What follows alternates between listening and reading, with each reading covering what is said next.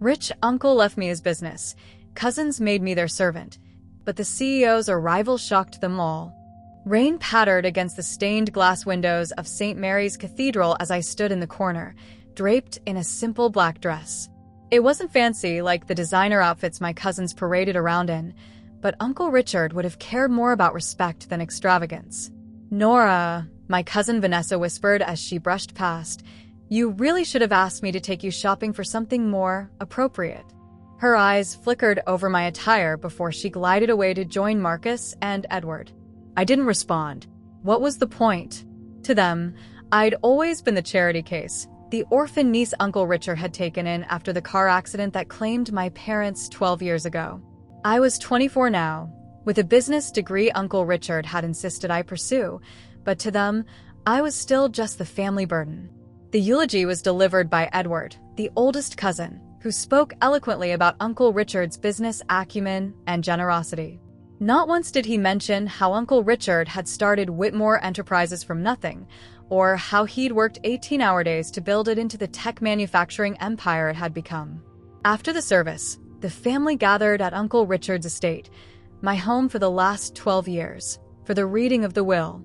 Mr. Blackwood, Uncle Richard's attorney, looked uncomfortable as he adjusted his glasses and opened his portfolio. "The last will and testament of Richard James Whitmore," he began. "To my nephews Edward and Marcus Whitmore and my niece Vanessa Whitmore, I leave equal shares totaling 49% of Whitmore Enterprises, to be divided among them." The cousins exchanged triumphant glances. No surprise there, they'd always expected to inherit the company. Mr. Blackwood continued through various bequests to charities and employees. My heart sank as my name remained unmentioned. Had Uncle Richard forgotten about me? And finally, Mr. Blackwood said, pulling out a sealed envelope, a personal letter from his Nora Whitmore, to be delivered privately. Vanessa snorted. "Probably explaining why you were left out," she muttered, loud enough for me to hear. After everyone dispersed, Mr. Blackwood handed me the envelope. With trembling fingers, I retreated to my room and opened it. "My dear Nora, if you're reading this, then I've finally lost my battle with this illness. I know you're wondering why I've seemingly left you nothing while giving those entitled brats a piece of my company. Trust me when I say there's method to my madness. Keep your head down for now. Watch, learn, and wait. The truth will reveal itself when the time is right. All my love, Uncle Richard." That was it? I collapsed onto my bed, the letter clutched to my chest, tears breaking free. What was I supposed to do now? The answer came the next morning when Edward knocked on my door without waiting for a response. "Nora, good. You're up," he said, glancing around my room with barely disguised distaste. "We've been discussing your situation." "My situation?" "Yes. Obviously, you can't continue living here indefinitely. This house will be sold, and the proceeds split between us. However," he added with what he probably thought was generosity, "we've decided to offer you a position at Whitmore Enterprises." My heart leaped momentarily. Had Uncle Richard arranged something after all? "We need someone to help with administrative tasks," Edward continued. "Filing, coffee runs, that sort of thing. You'd be working directly under us. In return, we'll provide a modest salary and allow you to stay in the guest house until the property sells." The guest house was little more than a glorified garden shed that Uncle Richard had occasionally used as his retreat. "You should be grateful," Vanessa added, appearing in the doorway. "It's not like you have many options. Your business degree is from a state school, and you have no real work experience." That wasn't entirely true. I'd interned at Whitmore Enterprises every summer under Uncle Richard's guidance, learning various aspects of the business. But they'd never paid attention to what I did. "Think about it," Marcus chimed in, joining his siblings. "Where else would you go?" They were right. I had some savings, but not enough to sustain me for long. Uncle Richard's letter had said to keep my head down, to watch and wait. "When do I start?" I asked, swallowing my pride. They exchanged triumphant glances. "Tomorrow," Edward said. 8 a.m. sharp. And just like that, I went from being Uncle Richard's beloved niece to the family servant. Within a week, I was moved into the dusty guest house, my belongings crammed into the tiny space. My duties were exactly as degrading as I'd expected: picking up dry cleaning, fetching coffee, organizing their personal calendars, even cleaning up after their office parties. The only instruction Uncle Richard had left me echoed in my mind daily: keep your head down for now. Watch, learn, and wait. So that's exactly what I did. I watched as they began to dismantle the careful structure Uncle Richard had built. I learned about their shortcuts and shady business practices. And I waited, though for what, I still didn't know. 1 month after the funeral, while sorting through Edward's mail, I noticed a letter marked urgent: CEO appointment. Curiosity got the better of me. I carefully opened it and read: as per the final directives of Richard Whitmore, Whitmore Enterprises will welcome its new CEO, Mr. Alexander Hayes, on the 1st of next month. Mr. Hayes has been personally selected by Mr. Whitmore to oversee the company's transition. A new CEO? Uncle Richard had never mentioned appointing someone to replace him. As far as everyone knew, Edward would take over that role. I carefully resealed the envelope and placed it back in the stack. That night, I remembered Uncle Richard's words again: watch, learn, and wait. For the first time since the funeral, I felt a flicker of hope. Maybe Uncle Richard's plan was finally beginning to unfold. Nora, where are those quarterly reports I asked for an hour ago? Edward's voice boomed through the intercom, making me jump. I grabbed the neatly organized folder from my desk and hurried toward the executive suite, dodging the sympathetic glances from longtime employees who remembered when Uncle Richard introduced me as his bright, promising niece. Now, 3 months after the funeral, I was nothing more than an errand girl with a business degree collecting dust. Here they are, I said, placing the folder on Edward's massive mahogany desk.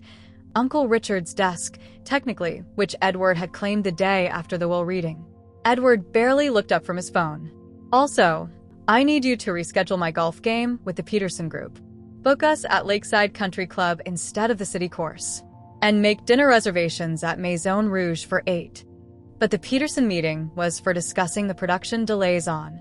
Edward's head snapped up. Did I ask for your input on my schedule?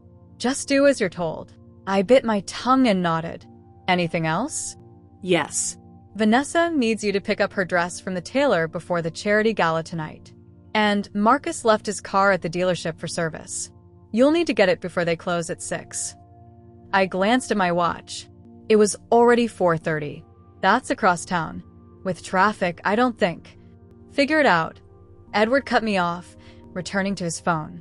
That's what we pay you for. I didn't point out that my salary was barely minimum wage, or that running personal errands wasn't in any job description. What would be the point? As I turned to leave, Edward added, "Oh, and call maintenance about the air conditioning in my office. It's 2 degrees too warm in here." In the hallway, I leaned against the wall and took a deep breath. Keep your head down. Watch, learn, and wait. Uncle Richard's mantra had become my survival strategy. They're running you ragged, aren't they? I turned to find Mrs. Patel, the head of accounting who'd been with the company since before I was born. Her eyes held genuine concern. "It's fine," I said automatically. "Just busy." She shook her head. "Your uncle would be furious if he could see how they're treating you." "Well, he's not here," I said, more bitterly than I intended. Mrs. Patel lowered her voice. "Things are changing, Nora. They're making decisions Richard would never approve of. Cutting corners on quality control, pressuring suppliers to accept lower prices, laying off experienced staff, and replacing them with cheaper temps." I wasn't surprised. I'd seen the memos, heard the whispered conversations. They think they're streamlining operations. "They're gutting the company," Mrs. Patel corrected. "Just last week, Marcus approved using cheaper components for the medical devices division. Those devices go into hospitals, Nora." My stomach twisted. "I'll see what I can find out," I promised. And I did. Between fetching coffee and booking their spa appointments, I paid attention. When Vanessa left confidential documents unattended while taking 2-hour lunch breaks, I read them.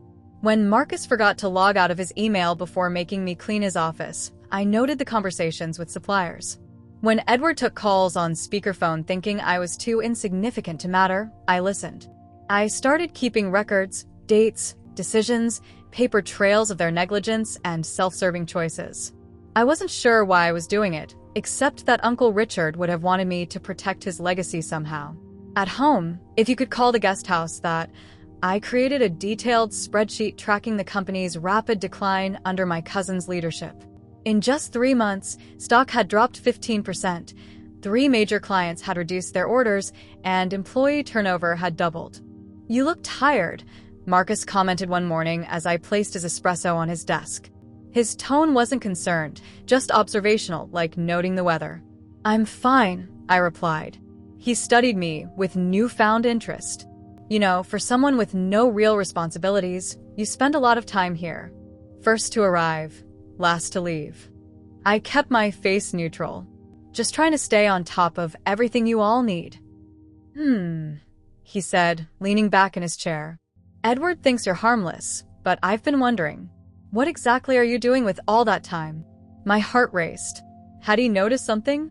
"Filing, organizing, answering calls, whatever you ask me to do." "Right," he said slowly. "Just remember your place here, Nora. We're letting you stay out of courtesy to Uncle Richard's memory. That courtesy has limits." The threat was barely veiled. That evening, I was more careful about what I accessed and when. The following week brought the announcement that the new CEO, Alexander Hayes, would be arriving in 10 days. The cousins were in a panic. "He's going to want to see financials, projections, operational reviews, everything," Edward ranted during an emergency meeting I was instructed to take notes for. "We need to clean up the numbers. Can't we just postpone his arrival?" Vanessa suggested, barely looking up from filing her nails. "No," Edward snapped. His contract was ironclad. Uncle Richard made sure of that. But we can control what he sees and who he talks to. He turned to me.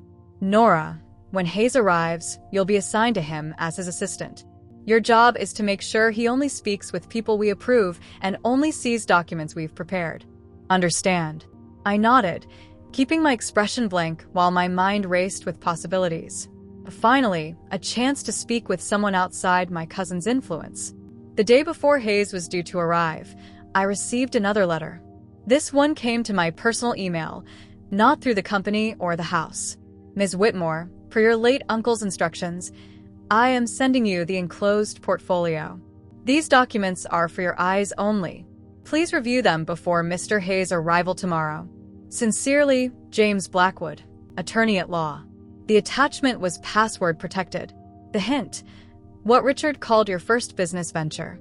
I smiled for the first time in months.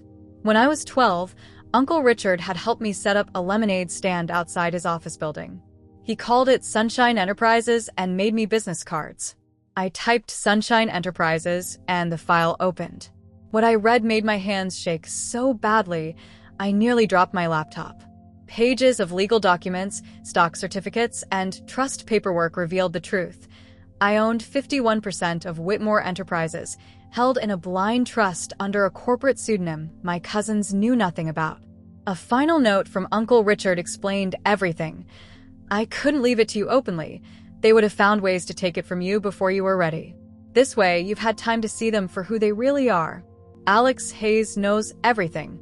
Trust him." I closed my laptop as the porch light of the main house flicked on.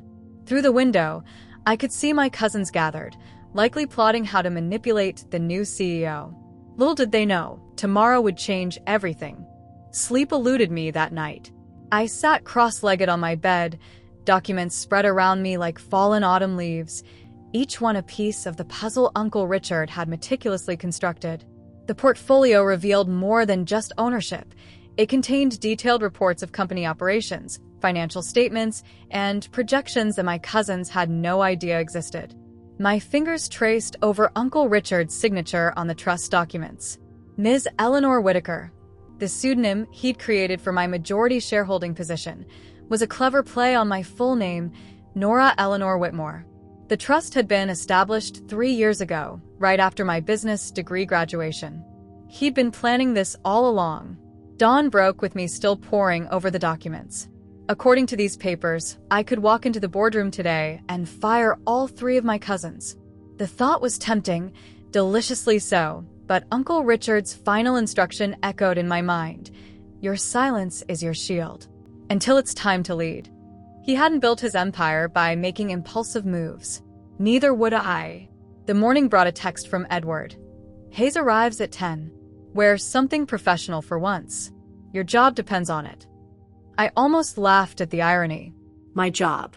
If he only knew.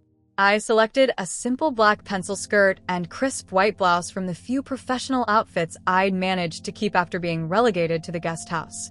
Nothing flashy, nothing that would draw attention or make my cousins suspicious of the newfound confidence I struggled to contain. As I walked toward the main house, I caught my reflection in a window. Shoulders back, chin lifted, a quiet determination in my eyes that hadn't been there yesterday. Knowing I held the power changed everything, even while I kept that knowledge hidden. There you are, Vanessa said when I entered the kitchen. She scrutinized my appearance with a critical eye. At least you look somewhat presentable. Remember, Hayes is Uncle Richard's appointment, not ours. He could make trouble. What kind of trouble? I asked innocently, pouring myself coffee. Marcus leaned against the counter, his designer suit impeccably tailored. The kind we don't need. Uncle Richard was traditional in his business approach. Hayes might try to reverse some of our more progressive changes. Progressive. That's what they called slashing quality control and employee benefits. I'm sure you'll handle it, I said mildly. Edward entered, already barking orders into his phone. He ended the call and addressed us without preamble.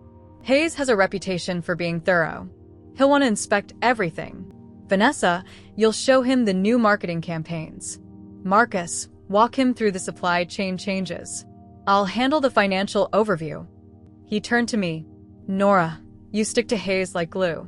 Take notes on everything he says and does. I want daily reports. And for God's sake, don't volunteer any information. Of course not, I agreed. The irony of being ordered to spy on the very person who already knew my secret almost made me smile. At precisely 10 a.m., the executive floor receptionist called. Mr. Hayes has arrived. My cousins rushed to arrange themselves in the conference room, positioning themselves at the head of the table where Uncle Richard once sat.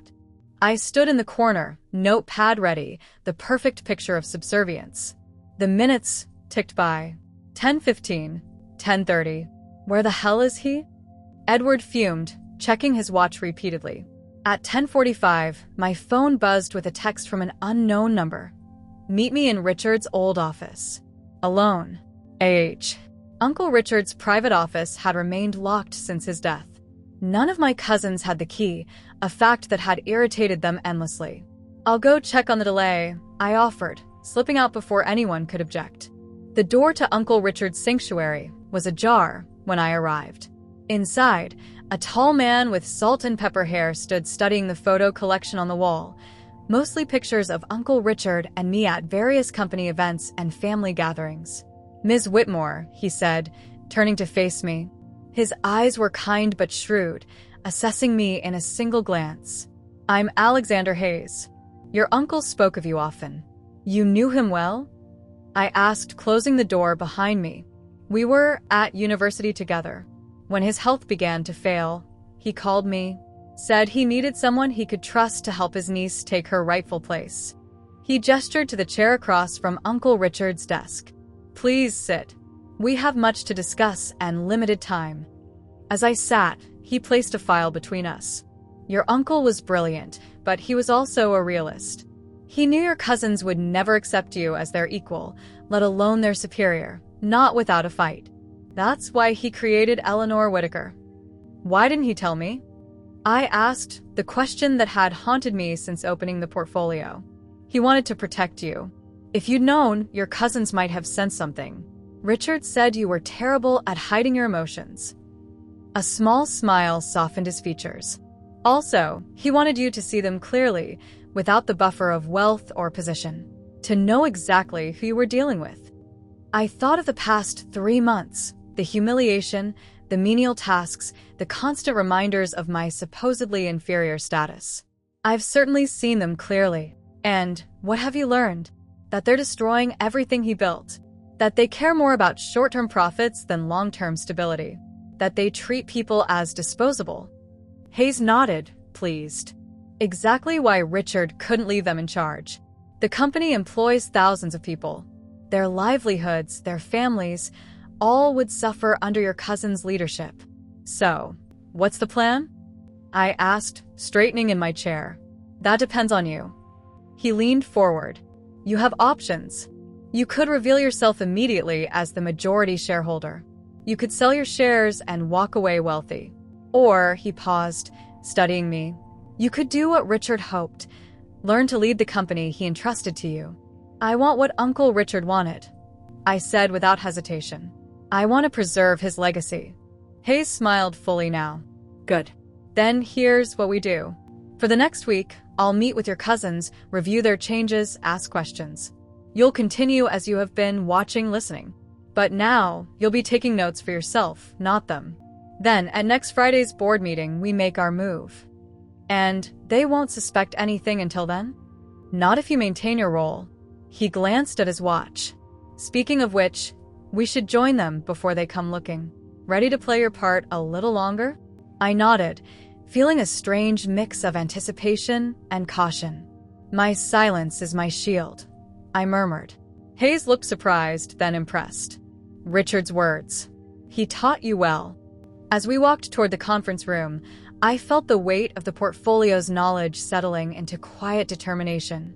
For 3 months, I'd been invisible to my cousins, a convenience, a servant, beneath their notice.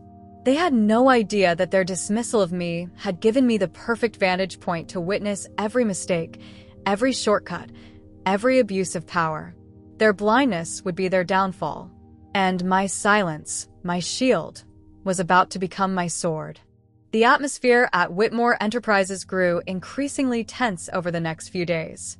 Alexander Hayes proved to be exactly what the rumors had suggested, a no-nonsense executive with penetrating questions and an uncanny ability to spot inconsistencies in my cousin's carefully rehearsed presentations.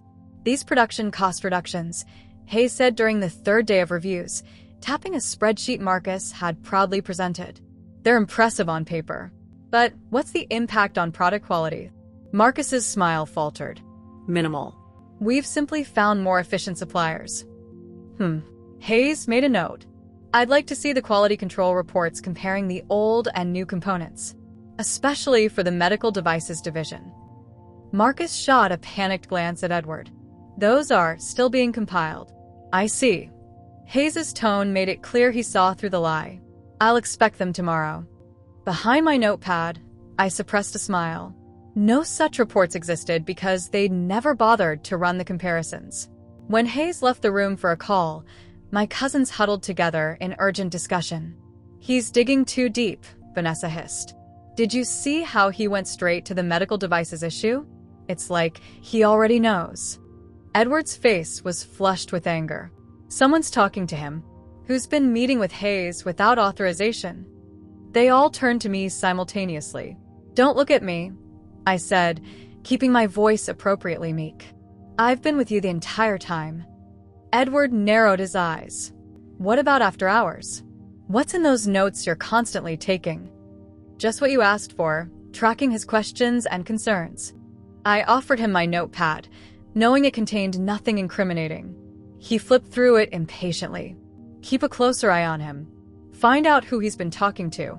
Use that invisible act of yours to your advantage for once. His words stung less now that I knew the truth. In fact, they were almost amusing.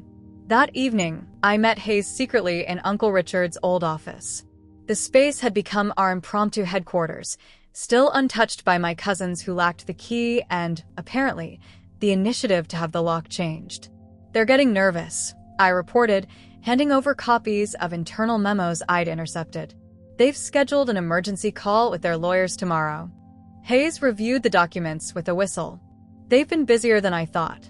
These supplier changes violate at least 3 federal safety regulations. He looked up at me. You've done excellent work, Nora. Richard would be proud. The compliment warmed me more than I expected. Thank you.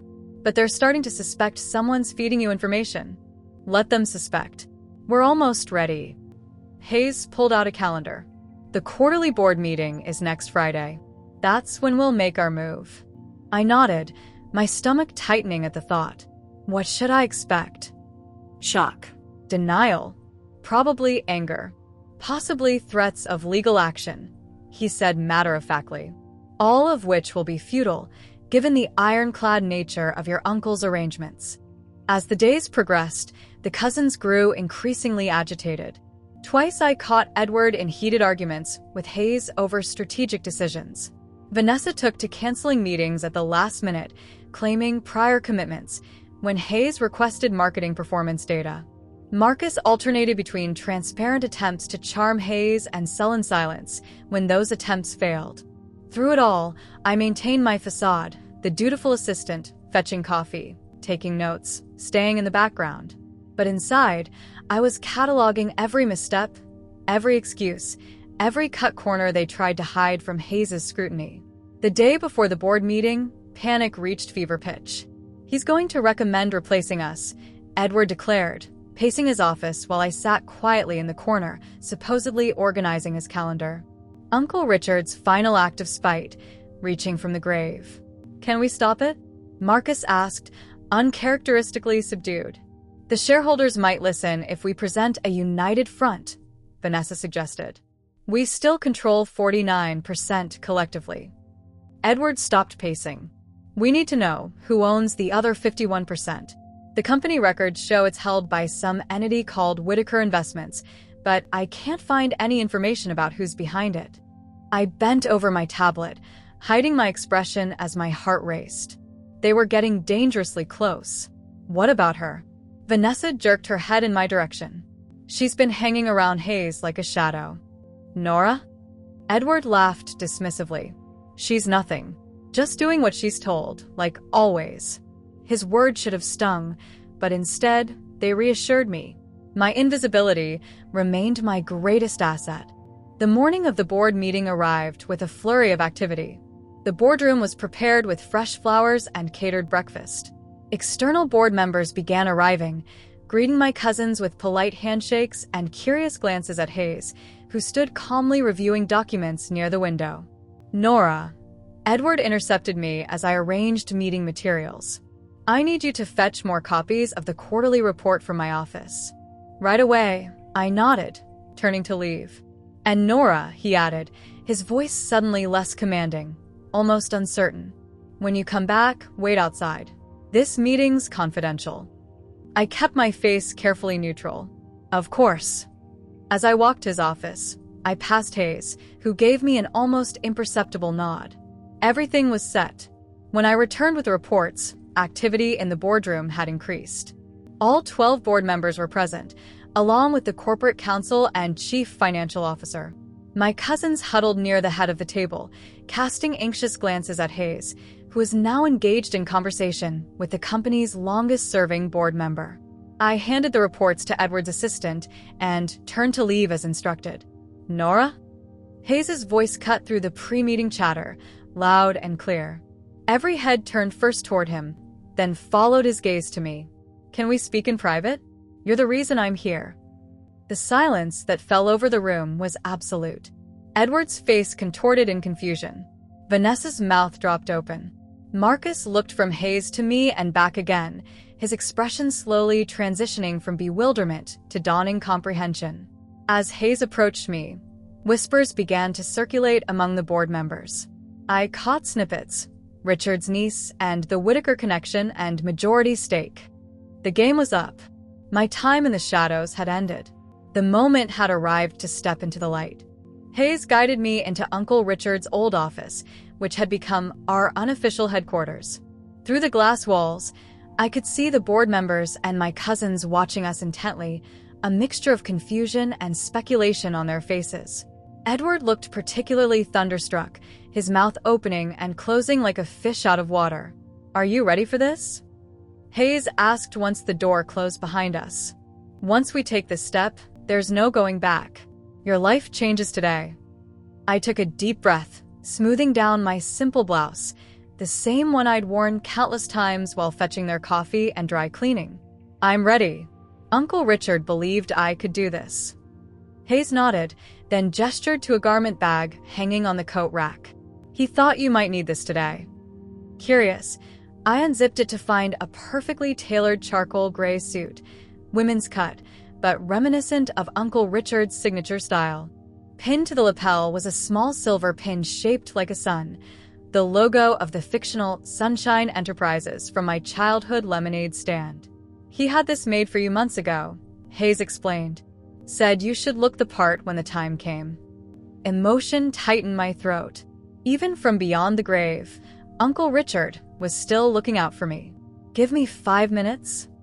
When I emerged from the adjoining bathroom, the transformation was more than just physical. The suit fit perfectly, giving me a presence I'd never had in my bargain store clothes. I'd pulled my hair back into a sleek knot and applied a touch of lipstick I found in the pocket. Uncle Richard had thought of everything. Hayes looked at me with approval.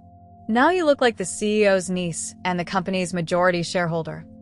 "Ms. Whitmore," he said loudly for the benefit of those watching through the glass, extending his hand formally. "Or should I say Ms. Whitaker? Shall we discuss your controlling interest in Whitmore Enterprises?" I nearly laughed at the theatrical performance, but understood its purpose. The rumors would spread like wildfire within seconds. "Let's go through the documentation once more before we address the board," I replied with equal formality, accepting the folder he handed me. Through the glass, I saw Edward frantically typing on his phone, likely searching for information on Eleanor Whitaker. Vanessa was speaking rapidly to Marcus, who kept shaking his head in disbelief. One of the board members, an old friend of Uncle Richard's, was smiling knowingly. Hayes laid out the files on Uncle Richard's desk. "Your uncle transferred 51% of shares to your trust 3 years ago, executed by me as trustee, with instructions that the truth would only be revealed after his passing and after you'd had time to, how did he put it? See them for who they really are." "And I certainly have," I said, my voice steely as I recalled every humiliation, every dismissive comment, every menial task they'd assigned me with thinly veiled contempt. "The transfer was completely legal," Hayes continued. "Your cousins received their 49% as specified in the will, but the majority had already been moved long before." "They'll argue I'm not qualified," I said, naming my biggest fear. Hayes raised an eyebrow. "With your business degree? With the internships you did every summer under Richard's guidance? With the insights you've gained these past months observing every aspect of operations?" He shook his head. "Besides, the shares are yours regardless. You could fire the entire management team tomorrow if you wanted." The thought was tempting, but Uncle Richard hadn't built his empire through impulsive decisions. Neither would I. "No," I said slowly. "I want to be smart about this. Strategic." Hayes smiled approvingly, like Richard always was.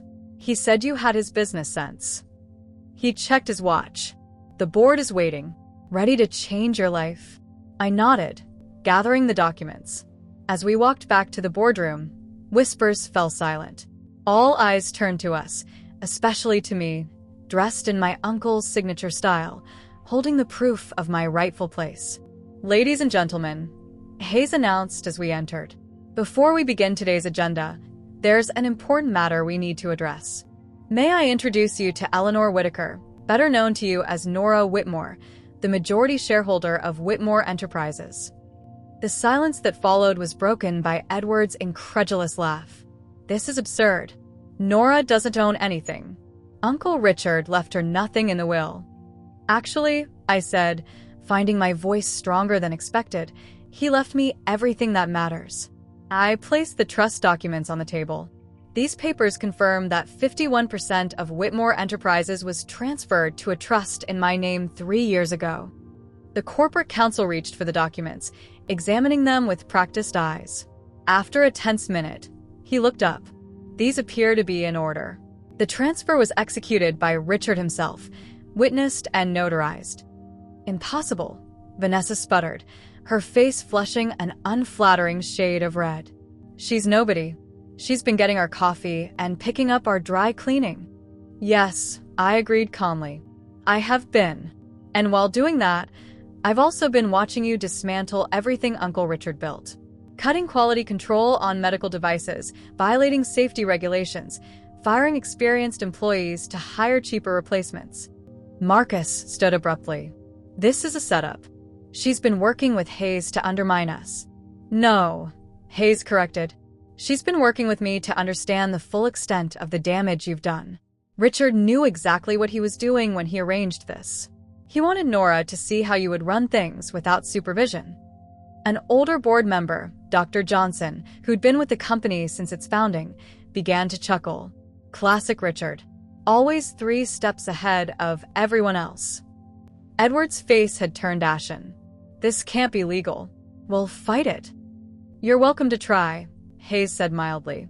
But I assure you, Richard's attorneys were very thorough.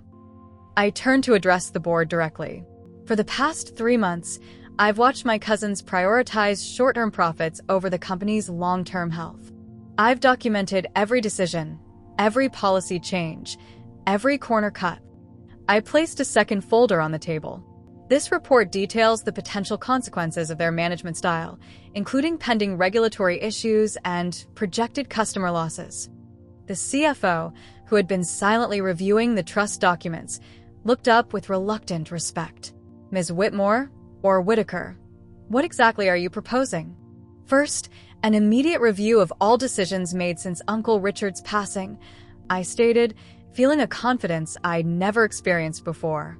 Second, a return to the quality standards and employee policies that made this company successful in the first place. I glanced at my cousins, who sat in stunned silence.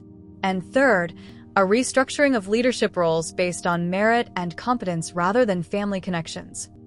The boardroom erupted into murmurs and whispered consultations. Through it all, I remained standing, channeling Uncle Richard's unflappable demeanor. Inside, I was trembling with adrenaline, but outwardly, I was every inch Eleanor Whitaker, majority shareholder. Edward finally broke the silence, his voice low and threatening. You'll regret this, Nora. You don't have what it takes to run this company. I looked at him calmly, remembering every demeaning task, every dismissive comment, every time he'd treated me as less than nothing. Perhaps, I replied evenly. 1 week after the revelation, I sat at the head of the conference table, Uncle Richard's seat, preparing for the most consequential board meeting of my brief tenure. The room gradually filled with board members, executives, and of course, my cousins, who entered last, their expressions ranging from resignation to barely concealed hostility. Thank you all for coming. I began once everyone was seated. Today we'll be discussing the comprehensive review of Whitmore Enterprises operations and my proposals for moving forward.